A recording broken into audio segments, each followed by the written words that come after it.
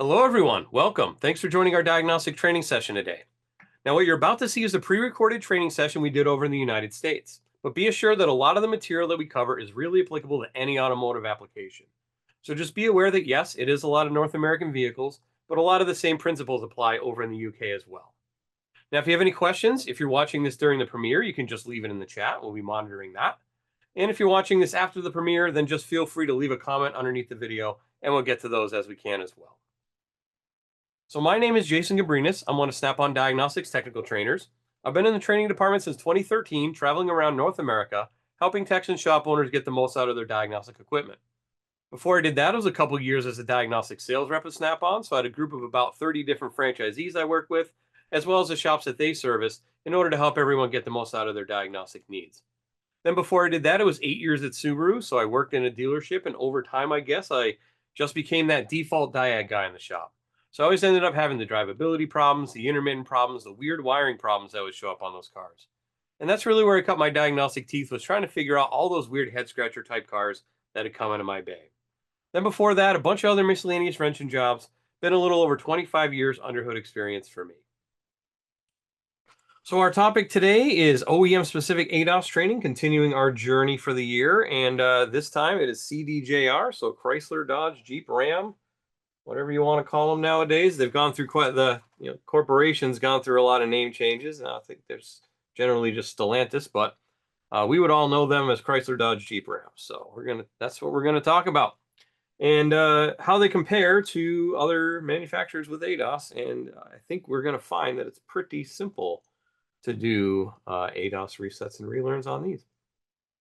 So they use the same components as just about everybody else, and seems across the line they use the same components, right? The radars are the same, the cameras are the same.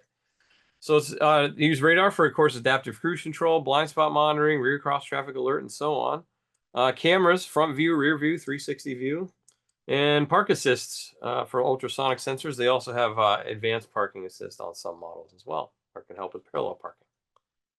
So the first one we're going to look at is going to be a 2022 Jeep Wrangler. So this one has, in this particular instance, it has a rear blind spot monitor, has two cameras, front view and rear view, and 8 ultrasonic sensors. So it's 4 in the front, 4 in the back for your front and rear park assist. It's got the front camera mounts, of course, up into the windshield, and I think you're going to see the same picture for every single one of the vehicles because they didn't really change much. So that's the front camera up there by the mirror. And in order to on this one, we're going to see a couple differences here as well throughout this presentation. But the in this one, the front camera is calibrated by doing the driver assist system module. So we go under miscellaneous functions, and then driver assistance system module auto alignment is what this is. So a forward-facing camera and adaptive cruise control sensor are integrated into the driver assist module. This procedure calibrates both camera and sensor. Perform this procedure only when the module has been replaced, the windshield has been replaced, and the driver assist module is reinstalled. Vehicle height has been modified, which it's a Jeep, so could be very likely, just a dual lift kit or whatever, or larger tires, or if these two codes are present. So before performing this procedure, vertical alignment must be completed using a digital inclinometer. Has vertical alignment been completed? So you got to set it to 0 and refer to service information for that. Now, the other thing about this is I noticed doing the research on this that it's sparse, the information that they publish for this. So I think it's going to depend on the vehicle. So we try to put a lot of the instructions in here as well. Has vehicle ride height been modified? We'll say no. And then read carefully before proceeding. So this procedure requires the vehicle to be driven. Do not cycle the ignition to the off position at any time while the procedure is performed. If the ignition is cycled to the off position, the procedure must be restarted. Both adaptive cruise control sensor and forward-facing camera will be calibrated during this procedure. Alignment will progress only when the vehicle speed is above 30, and alignment will be paused when the vehicle speed drops below 30. For best results, drive on roads with guardrails, telephone poles, signs, and other common roadside objects. Expected alignment time is about 7 minutes with optimal road conditions. It may take longer during poor visibility, inclement weather, or too few common roadside objects. So it's going to go through and it's going to set it in the mode, and then you'll drive the vehicle as instructed, and then it'll go. It's got a different front camera for the surround view system, so that is in the grille. As you can see, that's definitely a Jeep grille right there. And I thought it was interesting, the rear camera they actually put in the center of the spare tire, because any Jeep Wrangler you see running around is going to have a spare tire. But one thought I had is you see a lot of Jeeps running around with covers on said spare tire, so that's not going to work too well unless the cover has a hole in it or something like that, made for the camera, I suppose. But if it's just the regular cover that says something on it, then not going to work for that. But I thought that was an interesting placement. Using it, it's got to be a little careful putting the wheel on and off. But so for the surround view system, central vision processing module on this vehicle. Miscellaneous functions again, and then there's a service calibration in there. So this procedure calibrates the front, rear, left, and right cameras. Now, in this particular model that I researched, didn't have side cameras, it was just front and rear, and they kind of built it off of that, I guess. Can't go all the way around the vehicle to do that without cameras on the sides. But to view progress, touch the surround view camera button on the radio display so you can actually watch it progress on the display. And then it gives you a few options. You can force a calibration on all the cameras regardless of whether they're calibrated or not. Only cameras with invalid calibrations, front, left, rear, or right only. So just depending on which one you want to do. Then the vehicle must be driven between 2 and 8 miles an hour in a straight line. Ensure that both front doors are closed, mirrors are extended, and nothing is obstructing the camera's view. So you just got to putt around a parking lot, and then it'll gather the information and kind of try and stitch everything together. So far, I haven't seen any targets needed. So that's pretty good. Makes it a lot easier. Let's see. And then it'll give you PID data as to what the current status is on those cameras. And since I was in a simulator mode, it wouldn't give me anything. Front radar. Once again, that is integrated to the camera system. So you do them both at the same time. But that's the front radar unit there, kind of under the bumper. Rear radar is going to be on either corner, and it's got brackets, and there's nothing needed for that, except there is a small adjustment that can be made there, I guess. Or maybe, no, that's a mounting screw, never mind. There is a mounting screw, and you put it in there, and it's pretty much just set and forget it, and don't worry about it. Now, someone made a comment on my earlier class. They said, yeah, also make sure that they're facing the right way. Make sure the outside is facing out. Because if it's been to a body shop and it comes in and the blind spot's behaving erratically, they may have put them in backwards. I'm guessing that person knew from experience. So just a little tip. And I guess that goes for any blind spot monitor or radar at all. 2022 Wrangler parking. So the parking sensors are going to be just like pretty much any other vehicle. There are a couple tests that we're going to be able to run. If we look on this one, though, it's going to vary from module to module. This one has 3 radars, 1 in the front, 2 in the back, 2 cameras, front view and rear view. This particular one didn't have surround view. In 2017, they might not have had it yet. And then 12 ultrasonic sensors, front and rear park assist and parallel park assist. So once again, front high mount camera is going to be the same. And in this model, it's going to be the forward-facing camera module. And then you go to miscellaneous, and then there's a calibration. This procedure will calibrate the forward-facing camera module and should be performed whenever the forward-facing camera module or windshield is replaced. The vehicle will need to be driven to perform this procedure. Before driving the vehicle, confirm that the tire pressure is correct. No additional items in the vehicle that would increase the weight. Windshield is clean, and the camera has an unobstructed view because it needs to be able to see outside, and it needs to be at basically brand new level, like rolling off the assembly line level. So, no extra weight, tire pressure is good and all that. And then the following conditions, these are a little different than what we saw on the Wrangler. So the roadway must be straight, large markings must be on both, lane markings must be on both sides of the lane and should be clearly and highly reflective, not jagged, faded, or poorly painted. The lane being driven must have slip roads, entrance or exit markings within the chosen lane. The lane being driven in must not have crosshatch patterns or textural markings in the lane or near the lane markings. Roadway must not have non-uniform tarmac. And I'm not going to go through all of this, but you got to have good weather. Should only be performed during the day when the sun is overhead, so you're not driving into glare. Driving the center lane of a three-lane roadway is preferred, so you can get on a highway. Be prepared to drive. Begin driving with 30-60 seconds after selecting continue. So make sure you're ready. Then when you hit continue, you drive. Rear camera. No real calibrations for that. Front radar, it's going to be similar to what we saw on the Jeep, except you notice how the part looks the same as we saw on the Wrangler.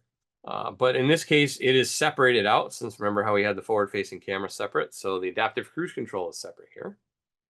Miscellaneous functions again. And then there's adaptive cruise control, driver assist module, drive calibration. So this routine is used to horizontally and vertically align the adaptive cruise control sensor, ensure the sensor is mounted correctly, no damage. Successful calibration is dependent on the correct alignment. Procedure requires the vehicle to be driven.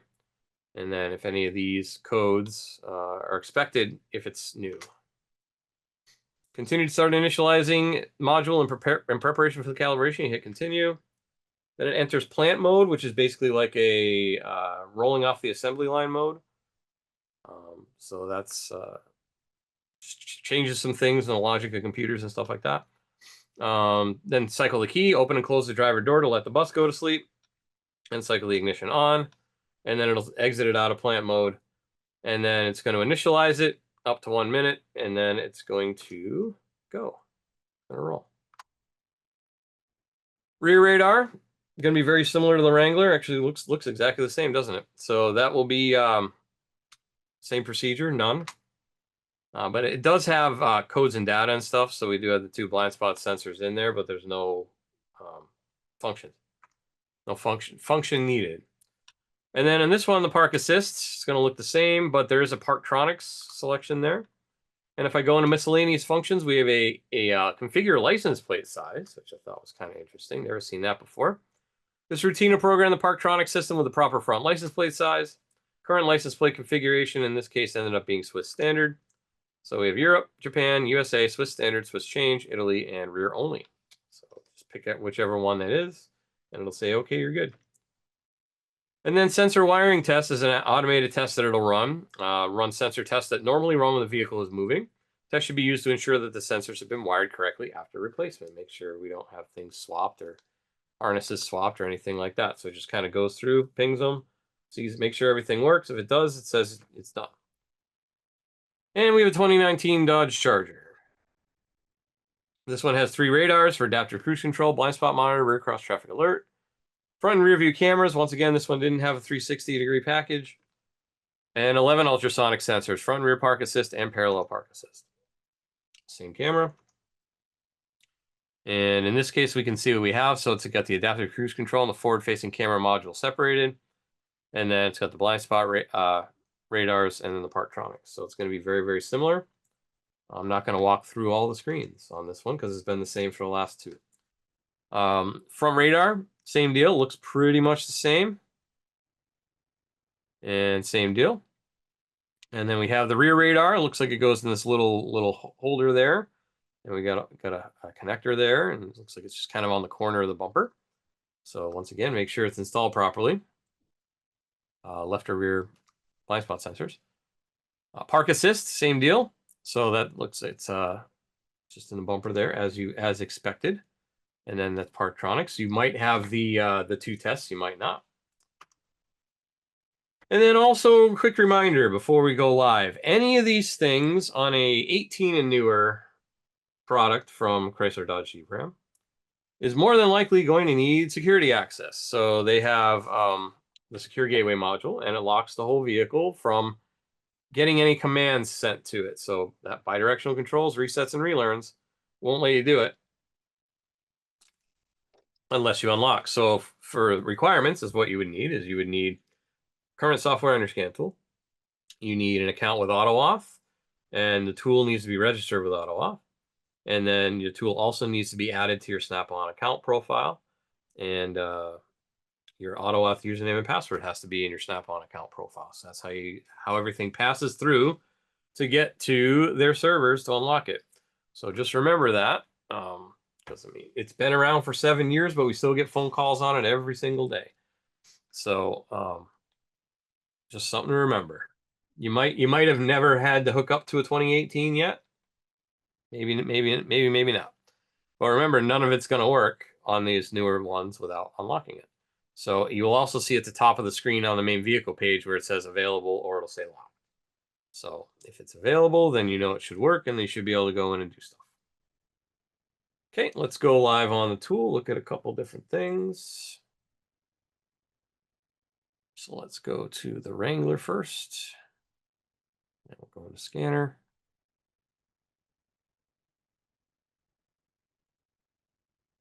There's a security link happening. Okay, unlocked. There we go. And then down here we have the ADAS and driver's aid. So there's that driver's assistance system module. This is all the different variants that could possibly be fitted on this Jeep. You won't see this page. It's just because I'm in a simulator mode. So on a normal vehicle, if I was actually plugged into a vehicle, it would show, it would bypass that because it would know what module is already in there. Driver assist system module, auto alignment. Walk through that.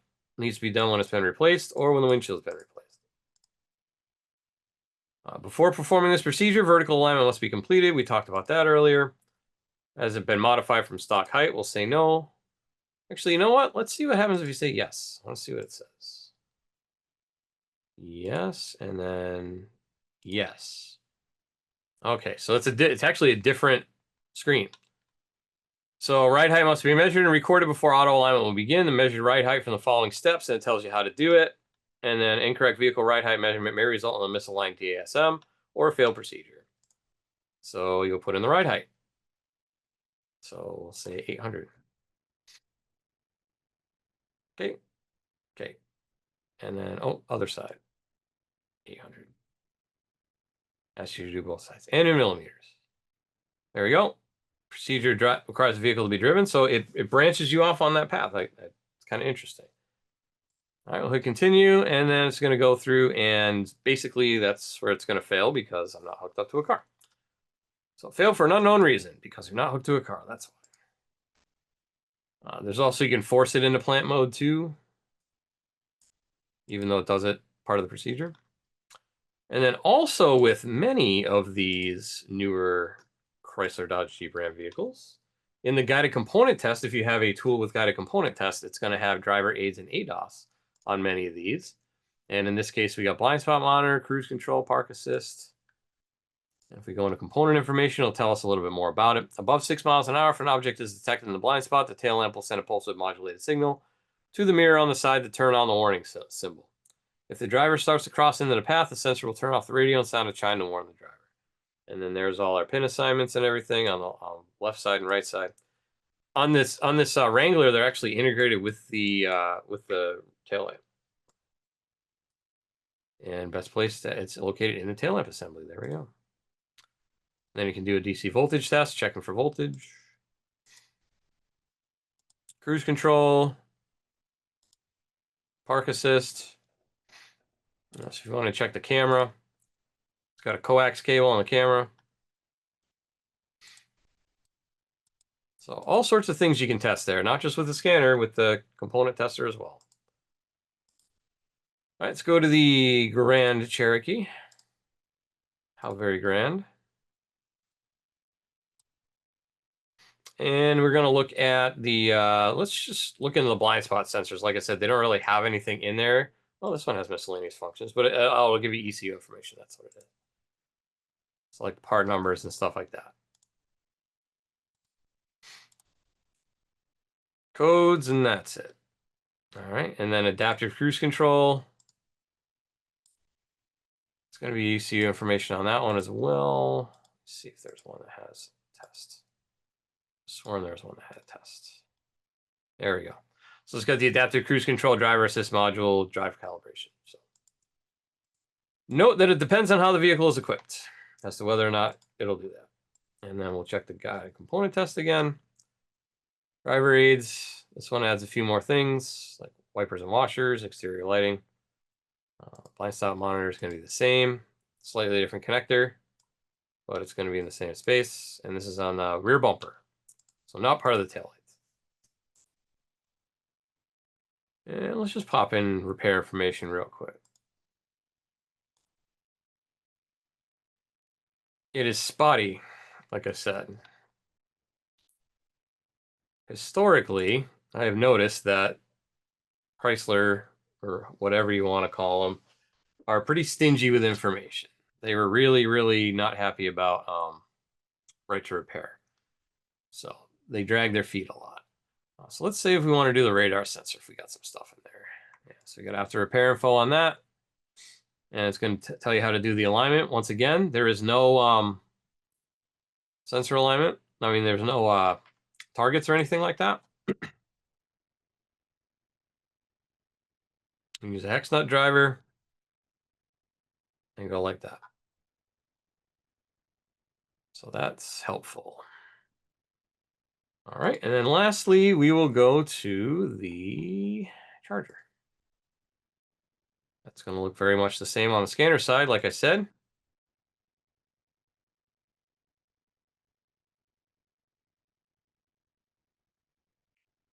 I would say going through this all year and going through the different manufacturers, these would be the easiest ones out of all of them because you really don't need targets. Just put it in a mode and drive. So these are pretty easy to do. I like it. So let's look in here, the sensor wiring test on this one. And all it is just going to go. It's going to go and see whether or not it works. It's going to say test complete when it's done. And then the other one is going to have the license plate size. So need to know that because if it's too big, where the signals are, or the ultrasonic sensors are. So let's set it to Italy. Italy must have a different license plate. Yeah, and then it's just going to cycle me through this because I'm not hooked up to a car.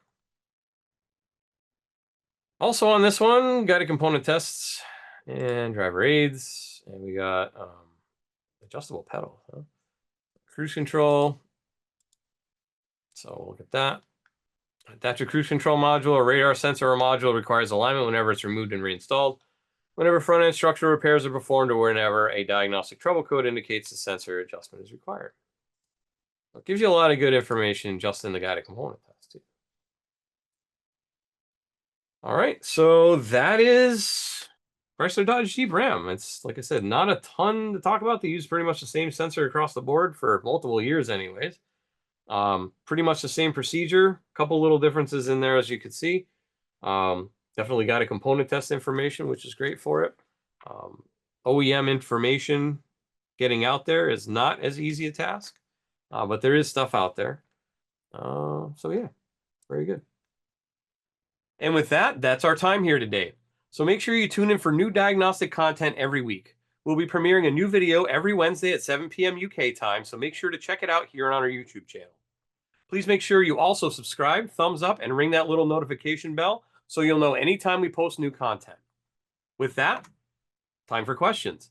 Now, if you have any questions, once again, if you're watching this on the premiere, just leave it in the live chat and we'll do our best to answer those. Otherwise, leave a comment under the video and we'll get to those as we monitor those comments as well. So I'd like to thank you for taking a little bit of time out of your day to learning a little bit more about how you might be able to be more efficient at diagnosing vehicles using some of the information that we've been giving you today. Hopefully we'll see you next week, and we'll see you on any of our other videos. Have a good week, have a good night, and take care.